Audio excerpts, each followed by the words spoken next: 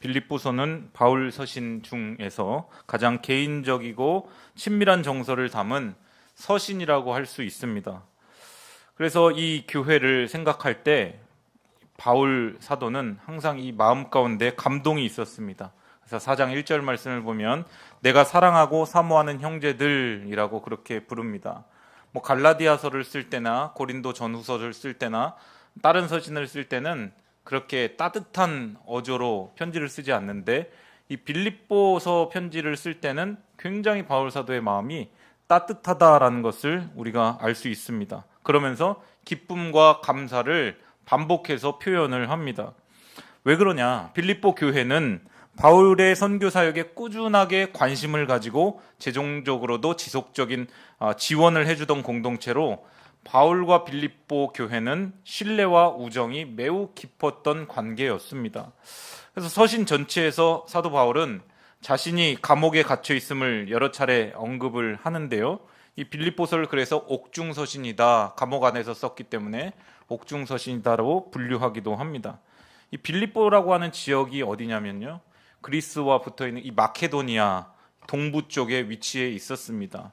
기원전 그러니까 356년, 잘 아시는 알렉산더 대왕 아시죠? 알렉산더 대왕의 아버지의 이름이 빌립 2세였습니다. 그런데 이 도시를 정복을 한 거죠. 그러면서 자신의 이름을 따서 빌립보라고 명명을 합니다. 지리적으로 보면 에게해에서 16km 약 떨어진 내륙에 있었으면서 이제 로마 제국 당시에 로마는 도로를 사용했습니다. 로마는 길을 닦았다라는 말이 있죠. 중국은 성을 쌓았으면 로마는 길을 닦았죠. 그 길을 닦은 것을 통해서 사도 바울이 엄청나게 이 복음을 증거하게 되는데요. 어쨌든 그것을 이제 이그나티아라고 하는데, 그 이그나티아가 지나가는 전략적 요충지가 바로 이 빌립보라고 하는 지역이었습니다. 그러니까 이 빌립보라고 하는 지역 자체가 전략적으로, 지리적으로, 군사적으로 매우 중요한 위치였다라는 것이죠. 후에 이제 빌립보는 당시에 로마 제국이 세계를 제패하고 있었기 때문에 로마의 식민 이 도시로 재건이 됩니다. 그러면서 로마 시민권을 부여받은 정착지로 자리 잡게 됩니다. 이 빌립보에 거주하는 사람은 로마 시민권을 받을 수 있다가 되는 것이죠. 이러한 이유로 도시의 주민 다수가 로마 출신의 군인들, 은퇴한 군인들이 그 빌립보라고 하는 지역에서 거주를 했습니다.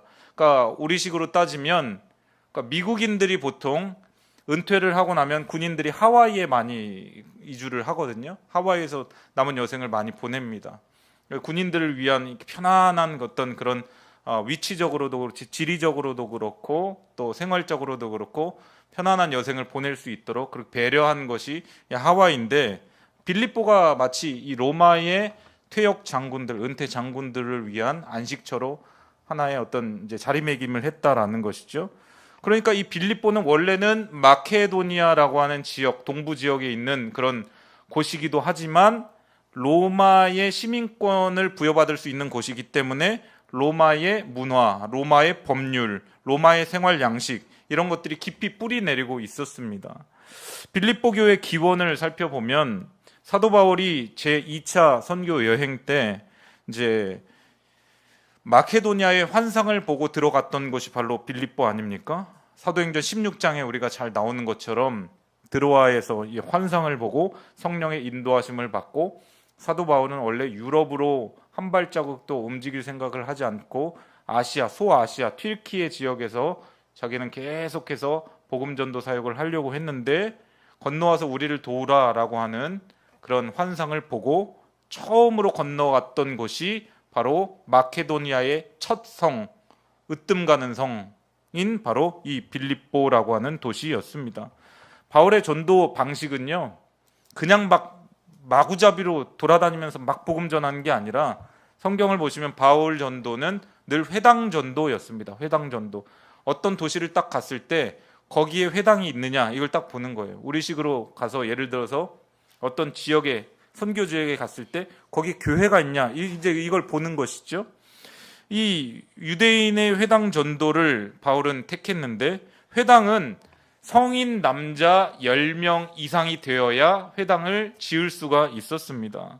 그래서 바울이 통상 어느 지역을 갔을 때 항상 회당에 가서 유대인들과 변론하면서 자기가 직접 만난 예수 그리스도 그리고 그리스도의 복음을 이렇게 변론하고 이제 복음을 증거했는데요. 빌립보라고 하는 지역에 딱 갔는데 보니까 회당이 없는 것이죠. 회당이 없다 하면 무엇입니까? 유대인 성인 남자 10명이 안 된다, 정족수가 채워지지 않는다라는 의미 아니겠습니까? 그래서 이거 어떻게 전도를 하나? 이거 내 뜻대로 온 것도 아니고 성령에 이끌림 바 되어서 내가 지금 이 빌립보라고 하는 도시에 왔는데 이거 어떻게 해야 되나? 그래서 돌아다니다가 이제 강가에 가게 됩니다. 강가에 갔더니 여인들이 거기에 모여 있었습니다. 기도하러 모인 여성들이 있어서 그들에게 이제 자신이 만난 예수 그리스도 그리고 십자가의 복음을 증거하기 시작합니다. 이 사도행전 16장에 다 나오는 이야기입니다. 자, 그래서 이 빌립보 교회의 기원은 유대인 중심이 아니라 비유대인 중심, 그것도 남성이 아닌 여성 중심의 공동체가 바로 빌립보 교회였다. 이걸 알 수 있는 것이죠. 그래서 좀 더 따뜻했던 것 같아요. 다른 지역보다. 바울이 빌립보 강가에서 누구를 만납니까? 자주장사 루디아를 만나게 되죠. 자색옷감 장사로 부유한 여성이었으며 하나님을 경외하는 자 루디아를 만나게 됩니다. 그녀는 가족과 함께 이제 세례를 받고 자신의 집을 바울과 일행에게 내어주며 빌립보 교회의 모체가 됩니다. 요즘에도 그런 일들이 있더라고요. 저희 형님 선교사님이 전도사로 사역했던 그런 이제 교회 이야기를 들어보니까 한 권사님이 아예 부지하고 교회 건축까지 할 수 있는 재정을 다 이렇게 주셨다는 거예요. 이 영락교회를 다니시는 한 권사님이 계셨는데 거기에서 교회를 하나 세우고 싶다라고 해서 저기 분당 쪽에 있습니다. 어떤 교회. 그래서 거기 땅하고 교회 건물하고 이렇게 다 세울 수 있도록 엄청난 이제 재정을 그냥 이렇게 낸 것이죠. 이 루디아와 같은 일을 한 것입니다. 바울은 이 빌립보 교회 편지를 하면서 2장 4절에서 어떤 교회가 아름다운 교회인지를 설명합니다. 각각 자기 일을 돌볼 뿐더러 또한 각각 다른 사람의 일을 돌보아 나의 기쁨을 충만하게 하라. 이런 교회가 아름다운 공동체, 아름다운 교회다라고 바울은 말합니다. 그러니까 각각 자기 자신을 돌보고 또 각각 주변 사람들을 돌볼 줄 알아야 된다. 교회 공동체 구성원이라면 자기만 돌볼 뿐만 아니라 자기도 돌보지만 옆 사람도 돌볼 줄 알고 공동체를 돌볼 줄 알고, 그래서 그리스도의 공동체가 함께 지어져 가는 것이다. 함께 세워져 가는 것이다. 나만 잘났다고 나만 툭 튀어나오고 그런 게 아니라 함께 세워져 가는 것이다. 그러니까 그리스도 공동체의 아름다운 모습은 서로가 서로를 돌보는 것이라고 그렇게 편지에 기록하고 있습니다. 목회자는 교회를 위하고 또 목회자가 성도를 위하고 평신도는 목회자를 살피고 또 돌보고 교회끼리도 돌보고 살피고 그것이 함께 모여서 그리스도의 공동체가 아름답게 세워져 나가는 것입니다. 그런 면에서 오늘 빌립보 교회는 정말 하나님이 뜻하신 교회상을 가진 그런 공동체라고 볼 수 있습니다. 그래서 빌립보서는 에베소서, 빌립보서, 골로새서, 빌레몬서 이렇게 에빌골비 옥중서신으로 불리지 않습니까? 사도 바울이 감옥에 갇혔다, 복음을 전하다가 감옥에 갇혔다라는 그런 소식을 듣고 빌립보 교인들이 깜짝 놀랐습니다. 그래서 에바브로디도를 바울이 갇혀있는 감옥으로 보냅니다. 에바브로디도를 그냥 보내는 것이 아니라 손에 무언가를 쥐어서 보내요. 빌립보 교회 소식과 함께 적지 않은 헌금을 바울 손에 쥐어서 보냅니다. 빌립보 교회는 사실 그렇게 부유한 교회가 아니었어요. 가난한 교회였습니다. 루디아로부터 시작된, 여인으로부터 시작된 작고 영향력이 적었던 그런 교회였습니다. 오히려 그리스의 고린도 교회라든지 데살로니가 교회라든지 이런 교회들이 재정적으로는 훨씬 더 풍성한 교회였습니다. 그런데 바울을 돕는 일만큼은 가난하고 연약했던 이 빌립보 교회만 참여한 것이죠. 여러분 가만 보면 돈이 많다고 헌금을 하고 돈이 많다고 후원하고 그런 게 아니라 마음이 가야 물질이 가는 것이죠. 그래서 예수님께서도 늘 마태복음 6장 21절에 내 보물이 있는 그곳에 내 마음도 있느니라 라고 말씀하시지 않았습니까? 돈 안 아까운 사람 있을까요? 한 사람도 없을 거예요. 돈 안 아까운 사람은 이 세상에 단 한 사람도 없을 것입니다. 그러나 마음이 있기 때문에 물질을 보낸 것이죠. 바울이 빌립보 교인들의 마음을 느끼고 굉장히 기뻐합니다. 10절 말씀 함께 읽겠습니다. 10절입니다. 시작. 내가 주 안에서 크게 기뻐함은 너희가 나를 생각하던 것이 이제 다시 싹이 남이니 너희가 또한 이를 위하여 생각은 하였으나 기회가 없었느니라. 아멘. 너희가 생각은 하였지만 기회가 없었잖아. 그런데 내가 정말 기뻐한 이유가 무엇이냐면 당신들이 나를 생각하던 것이 싹이 지금 나고 있다. 그래서 난 너무 기쁘다. 너희가 이를 위하여 생각은 하였지만 기회가 없었는데 내가 감옥에 갇힌 상황에서 당신들이 나를 기억해줘서 내가 참 고맙고 기쁘다. 그 이야기를 하고 있습니다. 그런데 사실 사도 바울이 진짜 기뻐하는 이유는 14절에 있습니다. 14절 함께 읽겠습니다. 시작. 그러나 너희가 내 괴로움에 함께 참여하였으니 잘하였도다. 아멘. 그러니까 바울이 뭔가를 받았기 때문에, 헌금을 받았기 때문에, 선교비를 받았기 때문에 기뻐하는 것이 아니라, 물질이 부족해서 내가 그것을 손에 쥐어서 기뻐하는 것이 아니라 당신들이 지금 나의 괴로움에 함께 참여하는 것을 나는 기쁘게 생각한다라고 그렇게 말하고 있습니다. 무언가를 받아서가 아니라 빌립보 교인들의 바울을 향한 그 마음이 느껴지는 것이죠. 사실 나는 무엇이 있어서 기쁘고 없다고 슬프고 불안해하고 그런 종류의 사람은 아니다. 왜냐? 11절과 12절 말씀 볼까요? 함께 읽겠습니다. 시작. 내가 궁핍함으로 말하는 것이 아니니라. 어떠한 형편에든지 나는 자족하기를 배웠노니 나는 비천에 처할 줄도 알고 풍부에 처할 줄도 알아. 모든 일 곧 배부름과 배고픔과 풍부와 궁핍에도 처할 줄 아는 일체의 비결을 배웠노라. 아멘. 사실 내가 궁핍해서 지금 이런 말을 하는 게 아니야. 어떠한 형편에든지 나는 자족하기를 배운 사람이야. 나는 비천에 처할 줄도 알고 풍부에 처할 줄도 알고 배부름과 배고픔, 내가 모든 그런 궁핍에도 처할 줄 아는 일체의 비결을 배운 사람이야. 그러니까 내가 뭔가를 막 받았기 때문에 내가 지금 그것 때문에 기쁜 게 아니다라고 지금 그렇게 말하고 있습니다. 사도 바울이 지금 정밀하지는 않지만 사람들을 일반적으로 불행하게 느끼는 조건, 그리고 행복하게 느끼는 조건들을 대비해서 이야기하고 있지 않습니까? 12절 말씀에 보니까 비천과 풍부, 그 다음에 배부름과 배고픔, 이걸 대비하고 있습니다. 소위 사람들이 볼 때 불행하게 느끼는 외적인 조건, 외적 상황으로부터 사도 바울은 자유케 되었다. 어떤 상황에서도 만족을 누릴 수 있는 일체의 비결을 배웠다. 이 이야기를 하고 있습니다. 보통 사람들과는 다른 경지에 사는 사람입니다. 세상 말로 도 같은 사람인 것 같아요. 그런데 바울이 빌립보 교인들도 또 이 시대를 살아가는 우리들도 그리스도인으로서 그리스도를 온전히 제대로 배우게 되면, 제대로 알아가면 이러한 삶을 살아갈 수 있다라고 도전하고 있는 것입니다. 예수 그리스도를 믿고 신앙에서 우리가 제대로 자라가면요, 외적인 환경이나 조건에 의하여서 영향받아서 막 그것 때문에 만족하거나 그것 때문에 불만족하지를 않게 됩니다. 사실 우리는 배고프면 먹고, 또 뭔가를 갖고 싶으면 사고, 또 뭔가를 내가 하고 싶으면 그걸 꼭 해야만 행복하다고 생각하지 않습니까? 남이 가진 것 나도 가져야 하고, 남이 가는 곳 나도 가야 하고, 그래야 우리가 직성이 풀리고 행복하다라고 그렇게 느끼지 않습니까? 특히 미각의 만족감을 느낄 때 찾아오는 행복감도 있지 않습니까? 제가 그래요. 제가 미식가, 특별한 어떤 뭔가를 막 많은 걸 하지 못하기 때문에 맛있는 음식을 먹는 것을 소확행으로 그렇게 여깁니다. 그런데 성경을 자세히 보면 이 미각도 통제해야 되는 거예요. 통제해야 되는 거. 사도 바울이 보기에 그 부분에도 깊이 젖으면 안 되는 것이죠. 미각을 통제하지 못하면 주님을 위해 온전히 쓰임받기가 어렵습니다. 출애굽한 이스라엘 백성들이 광야에 들어갔을 때 가장 힘들었던 것이 무엇입니까? 음식이었어요. 음식.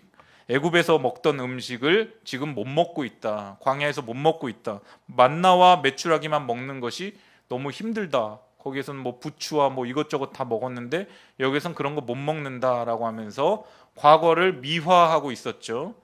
대부분 선교사님들에게 가장 힘든 부분이 무엇이냐고 여쭤보면 먹는 것이라고 그렇게 이야기를 합니다. 그만큼 사람에게 있어서 먹는 것 굉장히 중요하죠. 가끔 한번 그래서 한국 음식 먹으면 그렇게 행복할 수 없다고, 라면 먹을 때도 너무 행복하다고 그렇게 말씀들을 하십니다. 처음에는 그래서 이 부분이 굉장히 힘들었는데 선교지에서 오래 있다 보니까 훈련되고 단련되어서 익숙해져서 이제는 괜찮다라고들 그렇게 많이 말씀하십니다. 근데 사도 바울은 하나님이 주신 은혜 안에서 어떤 상황이든지 무엇을 먹든지 못 먹든지 어느 집에 살든지 그렇지 못하든지 무슨 차를 타든지 다른 사람이 나를 높이든지 그렇지 않든지 나는 지금 여기에서 하나님이 주신 은혜로 나는 충분하다, 그렇게 느끼고 있다라는 것이죠. 나는 자족하다, 난 괜찮다, 이걸 느끼고 있는 사람입니다. 바울에게 있어서 중요한 부분은 무엇이냐면 지금 내가 처한 상황이 혹시라도 복음의 걸림돌이 되고 있지는 않은가? 복음의 그럼 진전이 되고 있는가? 난 지금 이 상황을 통해서 이 내가 놓여져 있는 이 현실에서 예수 그리스도께 온전히 충성하고 있는가? 이것만이 바울에게 있어서 가장 큰 관심사, 중요한 요소였습니다. 여기에 있어서 그렇다, 맞다라고 하는 답이 나오면 바울은 어떤 상황에서도 자족하고 만족하며 내적으로 자유하게 되는 것입니다. 안 계셔서 하는 말씀이지만 저희 아버지는 약간 경지가 굉장히 높으세요. 제가 많은 목사님들을 만나봤지만 이런 자족하는 부분에 있어서는 세상 말로 진짜 도 같은 분이신 것 같아요. 음식이라든지 어떤 환경이라든지 그런 거에 일희일비하거나 연연해 하시지를 않습니다. 그래서 제가 목회자가 되려고 하지 않았던 이유 중에 하나가 너무 수준이 높으니까 너무 이렇게 수준이 높으니까 어떻게 저렇게 하겠나라고 사실은 그런 생각을 많이 했었습니다. 그런데 우리에게 소망이 되는 것은 사도 바울도 이것을 하루아침에 갖게 된 것은 아니라고 하는 것이죠. 11절 12절 뒷부분에 보면 자족하기를 배웠다, 일체의 비결을 배웠다, 배웠다라고 지금 계속 반복해서 말하고 있습니다. 배웠다. 무슨 말이냐면 자족하는 마음을 갖는 것, 하늘에서 저절로 떨어지는 것이 아니다라는 것이죠. 바울도 처음에는 그런 것들을 깨우치지 못했는데 계속된 어떤 훈련을 통해서 나는 배우게 되었다, 얻게 되었다라는 것이죠. 아마도 기도를 통해서 삶의 연단, 고난을 통해서 이 비결을 나는 배울 수 있었다. 그러니까 당신들도 그렇게 자족할 수 있다, 일체의 비결을 배울 수 있다, 그 이야기를 하고 있는 것입니다. 제가 아는 사이판 선교사님과 몇 달 전에 식사를 했는데요, 약 10여 년 만에 한국에 나왔는데 사이판이 참 좁습니다. 제가 청년부 사역을 할 때 사이판을 4번이나 갔어요. 왜 갔냐면 휴양지니까. 좋잖아요. 인도 이런 데도 있었는데 인도보다는 사이판이 나니겠다. 아무튼 4번이나 갔는데 끝에서 끝까지 30분이면 다 갑니다. 굉장히 좁아요. 길어봐야 한 40분이면 다 가요. 갈 곳이 거기이고 뻔합니다. 선교사님이 계시기에 참 힘든 지역. 왜냐하면 아무데도 갈 데가 없어요. 갈 데가. 그러니까 우울증 걸리기 쉬운 지역. 근데 한국보다 빨리 선교지로 가고 싶다는 거예요. 10년 만에 나오셨는데 환경적으로 사이판은 열악하고 태풍이 오면 단수가 되고 전기가 끊어져서 며칠 동안 전기도 들어오지 않고 온갖 벌레가 들어오고 때로는 막 쥐가 들어와서 6시간 동안 쥐 잡는데 시간을 막 허비하기도 하고, 그런데 이제는 단련이 되어서 괜찮다라는 거예요. 내가 있어야 할 곳이 그곳이기에 나는 이제 빨리 그곳으로 다시 가고 싶다. 그러면서 자족하는 마음을 갖게 되었다라고 말씀하시는 것을 듣게 되었습니다. 사도 바울이 가진 모든 능력의 원천이 바로 여기에 있는 것이죠. 그러면서 우리가 잘 아는 말씀이 나오죠. 13절 말씀, 내게 능력 주시는 자 안에서 내가 모든 것을 할 수 있느니라 라고 했습니다. 우리는 이 말씀을 흔히 내게 능력 주신 자 안에서 내가 모든 것, 내가 원하는 것을 다 성취할 수 있다라고 해석을 하지만 사실은 그런 뜻보다는 내게 능력 주시는 그분 안에서 나는 모든 것을 견뎌낼 수 있다라는 그런 뜻에 더 가깝습니다. 한국교회는 13절 말씀을 잘못 이해해와서 내가 가진 욕망과 욕구들을 기도를 통해서 하나님의 전능하심을 통해 내 손에 쥘 수 있다라고 그렇게 해석해 왔습니다. 물론 그 부분이 완전히 없는 것은 아니지만, 그러나 더 중요한 그런 핵심 메시지는 내게 능력 주시는 그분 안에서 내 어떠한 상황에 처하든지 나는 견딜 수 있다, 그런 뜻이 되는 것이죠. 물론 한국교회가 초창기일 때는 하나님이 마음껏 우리에게 채워주셨습니다. 물질의 풍요함도 부어주셨고 가정에 있던 어둠의 영들도 물러가고 놀라운 붕의 역사도 허락해 주셨습니다. 한 민족 공동체 안에 있는 교회가 자라가는 원리와 한 사람이 그리스도인으로 영적으로 거듭나 자라가는 원리가 비슷합니다. 지금도 막 처음 믿는 선교지는 기적의 역사가 얼마나 많이 일어나는지 몰라요. 저기 소수민족, 아프리카 소수민족 막 이런 데는 지금도 놀라운 막 기적들이 우후죽순 일어난다라고 합니다. 처음 초창기니까 하나님께서 또 그런 기적들을 많이 베풀어 주시는 것이죠. 하나님 살아계심을 깨닫게 하려고, 보여주시려고 그러시는 것이죠. 하나님께서는 물론 우리의 필요한 것들을 채워주십니다. 하나님이 그럼 채워주시는 이유가 무엇일까요? 하나님이 왜 채워주실까요? 그것을 통해서 우리들이 너희는 무엇을 먹을까, 무엇을 입을까, 무엇을 마실까 걱정하지 않아도 될 만큼 나는 너희의 상황과 형편을 챙기고 있다. 이것을 너희들이 알기를 원한다. 여기에 목적이 있는 것이죠. 그래서 이것을 배우고 나면 후에는 주님을 위해서 온전히 자기 삶을 쏟아부을 수 있는 방법을 터득하게 됩니다. 그러니까 기복으로 시작했더라도 이제는 십자가로 나아가게 되는 것이죠. 아무것도 모르고 기복으로 막 시작했다가도 이제는 하나님의 마음을 더 알게 되면서 자신의 삶을 온전히 드리는 그런 단계로까지 나아가게 됩니다. 이것을 신앙의 성장이요 성숙이다라고 말하는 것이죠. 그런 면에서 내게 능력 주신 자 안에서 내가 모든 것을 할 수 있느니라 라는 이 말씀을 우리는 제대로 이해할 필요가 있습니다. 내가 가진 것이 있건 없건 넉넉하건 그렇지 않건 나는 어떠한 환경에서든지 내적으로 자유하다.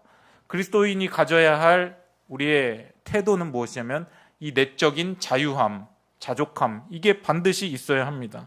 이 능력 안에서 나는 복음을 위하여 달려갈 수 있다. 일체의 비결을 비웠기 때문에 복음을 위한 헌신에 나는 결코 움츠러들지 않겠다. 사도 바울이 그렇게 고백하고 있는 것입니다. 복음을 위한 삶의 정말 중요한 요소가 바로 이것입니다. 내가 정말 자족하고 있는가? 만족하고 있는가?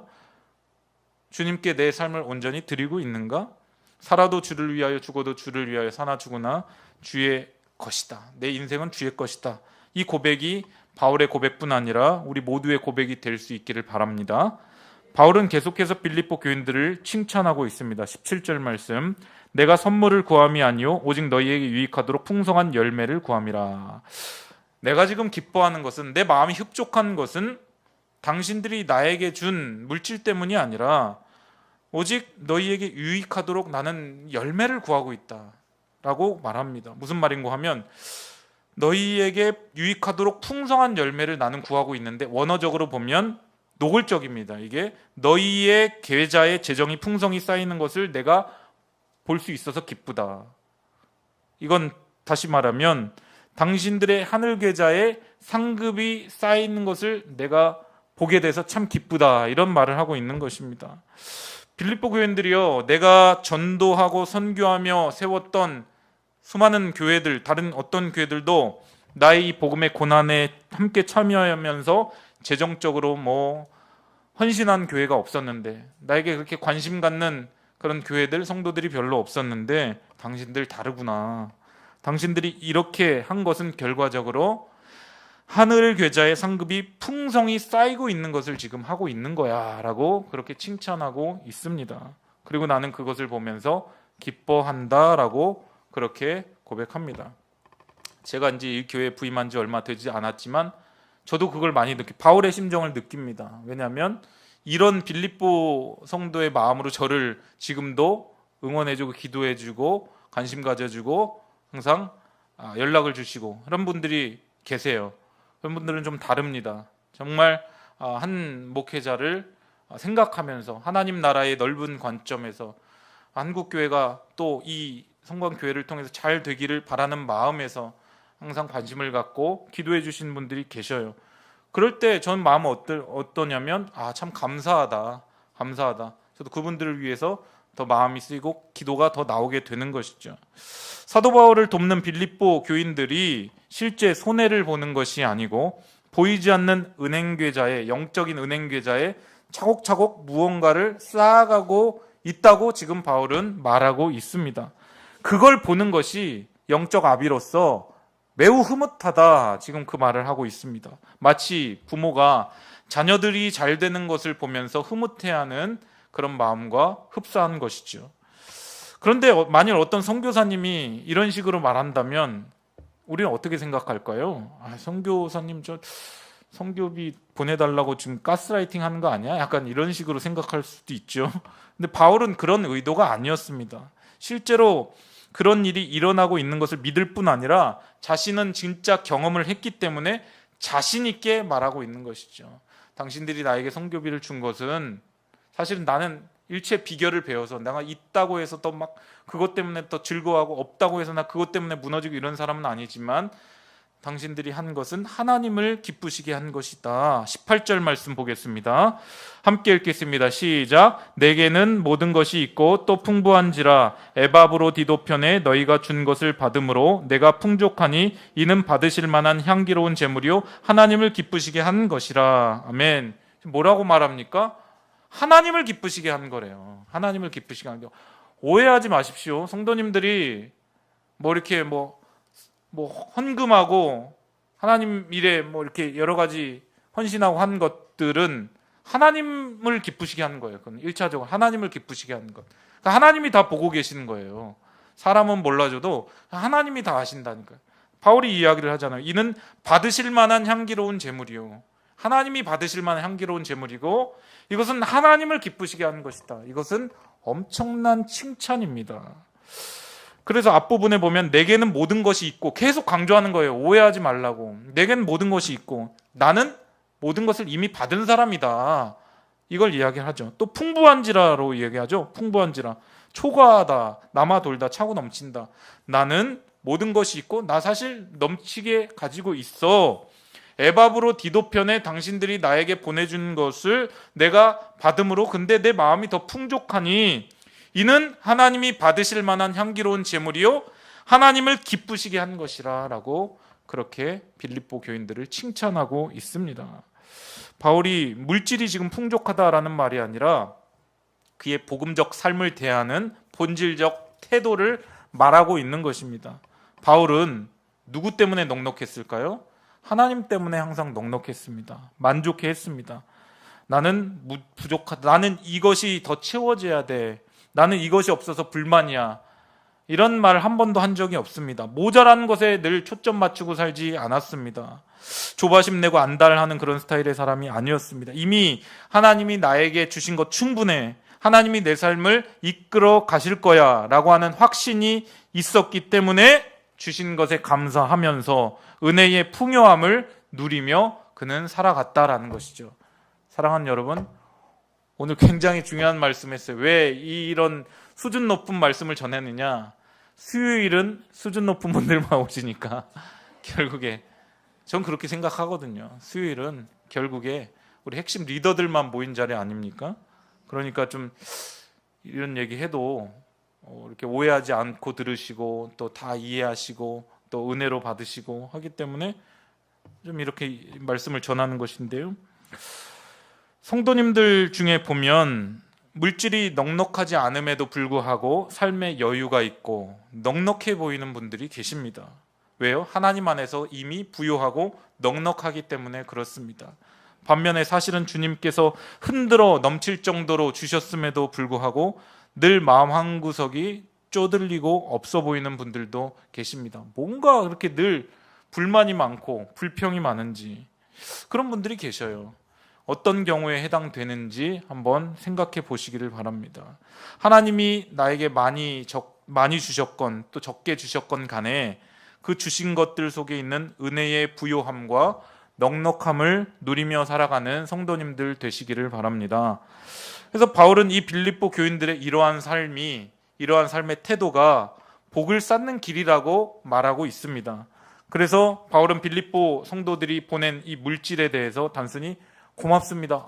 내 필요했는데 너무 잘 됐네요. 고맙습니다. 이렇게 말하지 않고 이것은 하나님이 받으실 만한 향기로운 제물이요 하나님을 기쁘시게 한 것이라 라고 칭찬을 한 것이죠. 그러니까 바울을 위해서 했지만 바울을 위해서 한 것이 아니라 하나님을 위해서 한 것이다. 결국 하나님을 위해 한 것이고 그것은 하나님이 보셨고 받으셨고 기뻐하셨고 이것 너희 하늘 계좌에 하늘 창고에 풍성하게 그 상급이 쌓일 만한 그런 행동을 당신들이 한 것이다 라고 바울이 그렇게 칭찬을 했다라는 것입니다. 그러면서 어떻게 기도를 하고 있습니까? 19절 말씀입니다. 19절 엄청난 기도 함께 읽겠습니다. 시작. 나의 하나님이 그리스도 예수 안에서 영광 가운데 그 풍성한 대로 너희 모든 쓸 것을 채우시리라. 아멘.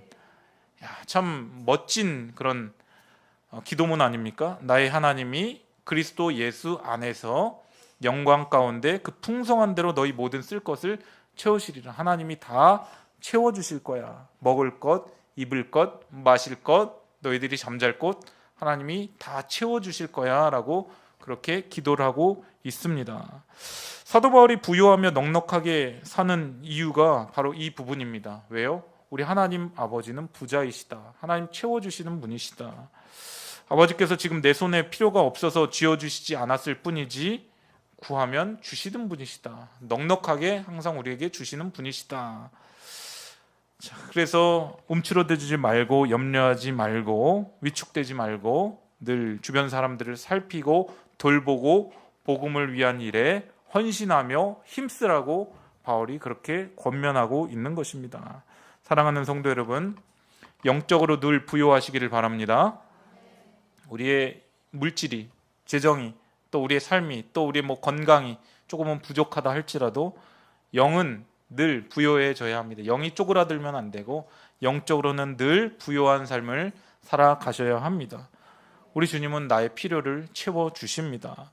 그래서 주님 주신 것 안에서 만족할 수 있는 능력을 달라고, 자족할 수 있는 그런 능력을 달라고 기도하셔야 합니다. 이것이 그리스도인의 삶에서 지녀야 할 그런 태도, 반드시 가져야 할 그런 삶의 태도입니다. 그래서 주님이 필요하시면 주실 것이다 라고 하는 것을 믿고 자족하면서 온전히 복음에 헌신하는 사랑하는 성광의 권속들 되시기를 주님의 이름으로 간절히 축원을 드립니다. 아멘. 우리 함께 말씀 기억하면서 함께 기도하도록 하겠는데요. 우리에게 자족하는 마음을 허락하여 주시고 또 복음을 위하여 헌신하는 삶을 살아가게 해달라고 빌립보 교인들과 같이 늘 복음을 위한 일에 관심을 가지고 기도하고 필요하면 또 물질도 흘려보낼 수 있는 그러한 넉넉한 마음을 우리에게 허락해달라고 기도하시기를 바랍니다. 나의 하나님이 그리스도 예수 안에서 영광 가운데 그 풍성한 대로 너희 모든 쓸 것을 채워주신다라는 것을 믿고 간절히 기도하시길 바랍니다. 주님의 이름 한번 부르고 기도하겠습니다. 주여, 하나님 아버지 감사합니다. 아버지 하나님, 오늘 말씀을 통하여서 아버지 하나님 빌립보 교회만큼은 사도 바울의 아버지 전도와 선교 사역에 관심을 갖고 아버지 하나님 지켜보며 항상 기도했던 것을 봅니다. 하나님 아버지요, 내게 능력 주신 자 안에서 내가 모든 것을 할 수 있다고 했던 그 바울의 고백이 아버지 우리의 고백이 되게 하여 주시옵소서. 나는 비천에 처할 줄도 알고 풍부에 처할 줄도 알아 모든 일 곧 배부름과 배고픔과 풍부와 궁핍에도 처할 줄 아는 일체의 비결을 배웠다고 하는 바울의 고백이 우리의 고백이 되게 하여 주시옵소서. 자족할 수 있는 능력을 허락하여 주시옵소서. 주님 주신 것 안에서 만족할 수 있는 능력을 허락하여 주시옵소서. 아버지 하나님 비천에 처할 줄도 알고 풍부에 처할 줄도 아는 능력을 허락하여 주시옵소서. 배부름과 배고픔과 풍부와 궁핍에도 처할 줄 아는 일체의 비결을 갖게 하여 주시옵소서. 아버지 하나님, 나에게 아버지 하나님 무엇이 있고 없고에 따라서 우리가 아버지 하나님 좌지우지 되는 것이 아니라 복음을 위한 일에 아버지 하나님 늘 전심전력하는 그런 삶을 살아가게 하여 주시옵소서. 빌립보 교인들과 같이 아버지 하나님 정말 복음을 위한 삶을 살아갈 수 있는 아버지 하나님 우리 성광의 권속들이 다 되게 하여 주시옵소서. 주여, 아버지 하나님 우리 교회가 그러한 교회가 되기를 원합니다. 아버지 하나님 주님께서 보시기에 칭찬받을 만한 교회가 되기를 원합니다. 우리 성광의 권속들이 아버지 하나님 정말 하늘 계좌에 그 상급이 쌓이는 것을 보면서 아버지 기뻐할 수 있는 성도들이 다 되기를 원합니다. 아버지요, 은혜를 베풀어 주시옵소서. 아버지요, 은혜를 베풀어 주시옵소서. 아버지 우리 교회가 정말 하나님을 기쁘시게 하는 교회가 되게 하여 주시고 아버지 주님의 관심이 아버지 하나님 주님의 시선이 있는 곳에 우리의 시선을 소문을 아버지 그런 교회가 되기를 원합니다. 하나님 아버지 복음을 위하여 전심전력해 나갈 수 있는 교회가 되게 하여 주시옵소서. 아버지 전도하고 선교하는 교회가 되게 하여 주시옵소서. 아버지여 우리 교회를 그렇게 사용하여 주시옵소서. 우리 성도들을 그렇게 사용하여 주시옵소서. 주여 오늘도 하여 주시옵소서. 나는 비천에 처할 줄도 알고 풍부에 처할 줄도 알아. 모든 일 곧 배부름과 배고픔과 풍부와 궁핍에도 처할 줄 아는 일체의 비결을 배웠노라. 내게 능력 주신 자 안에서 내가 모든 것을 할 수 있느니라 라고 하는 바울의 고백이 우리의 고백 되게 하여 주시옵소서. 주님 주신 것 안에서 만족할 수 있는 능력을 허락하여 주시옵소서. 자족할 수 있는 마음을 허락하여 주시옵소서. 주님께서 구하는 자에게 좋은 것을 주실 줄 믿고 온전히 복음에 헌신하는 그런 믿음의 사람들이 다 되게 하여 주시옵소서. 이제는 우리 주 예수 그리스도의 크신 은혜와 하나님 아버지 무한 극진하신 사랑과 성령님의 감화 감동 내주 위로 충만 교통하심이 자족하는 마음, 주님 주신 것 안에서 만족할 수 있는 능력을 가지고 복음을 위한 일에 전심전력 헌신하기로 다짐하고 결단하는 주께서 사랑하는 성광의 권속 한 사람 한 사람 머리 위에와 그대 개인과 가정과 직장과 사업과 범사 위에 이제로부터 영원까지 함께 있을지어다. 아멘.